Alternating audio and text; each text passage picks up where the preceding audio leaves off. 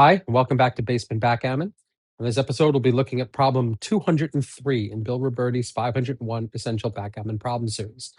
In this problem, black is to play a 4-3. Now, you will notice that white has a checker on the bar, white has a checker inside our home board. We have a 5-point home board, very strong, and we have 3 checkers bearing into our home board. We also have 2 checkers in white's home board here on the 4-point.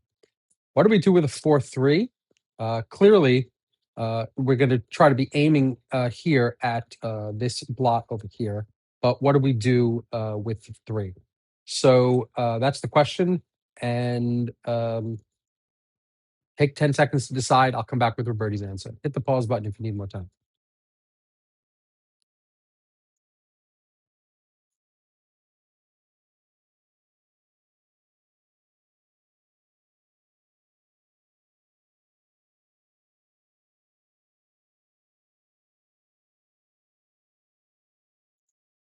Okay, so Robertie's answer is to hit and stay.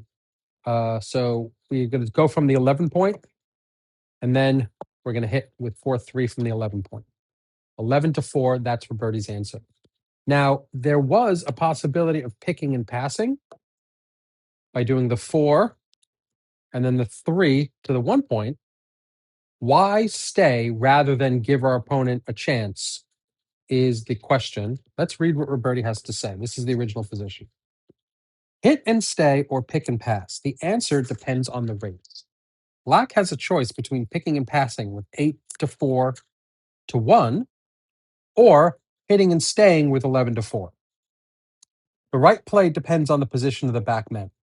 If the 2 checkers on the 21 point were home or almost home, say on the 5 or 6 point, like over here or here, then picking and passing would be a strong, almost risk-free play.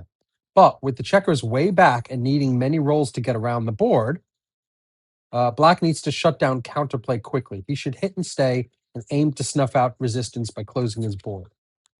So what is Robertie basically saying here? We're going to need a bunch of rolls to come around, right? And if we pick and pass, like this, it's going to give white the opportunity to keep coming in and possibly make an anchor.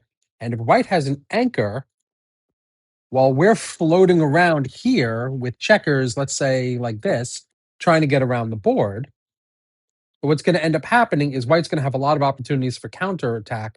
He's going to keep his anchor here unless he needs it to hit. And he's going to have a possibility of turning this game around.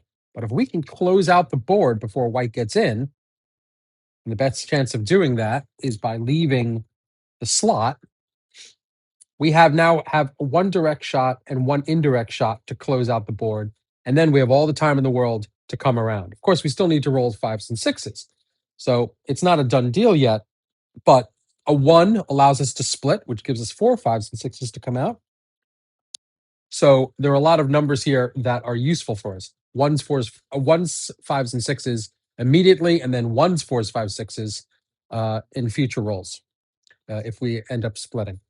So Robertie is saying now is the time to try to leave this blot here to close out. If, however, these checkers had already been, let's say, here, or even here, let's say, then picking and passing is the right thing because only double 4 is the joker roll.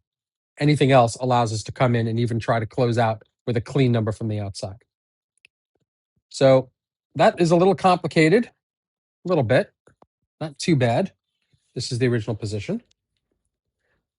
Let's see what XG has to say about the 4-3. Does XG agree with with Robertie to stay from 11 to 4 or pick and pass from 8 to 4 to 1?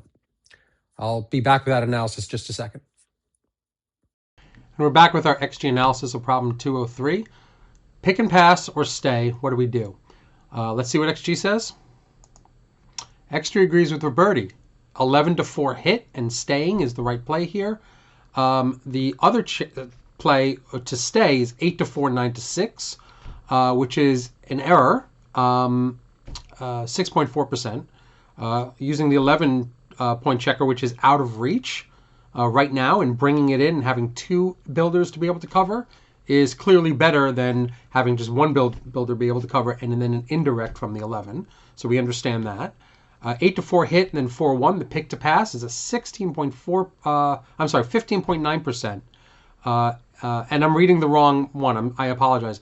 9-6-8-4 hit is a 7.2% error, and pick and pass is a 15.9% blunder, and anything else is a blunder. So you had your choices there, and clearly using the 11 is the right one because it gives us more coverage numbers versus 9-6-8-4. That's our analysis. I hope you enjoyed it. I hope you liked the video. Please like and subscribe, and I will see you tomorrow with 204. Thanks for watching.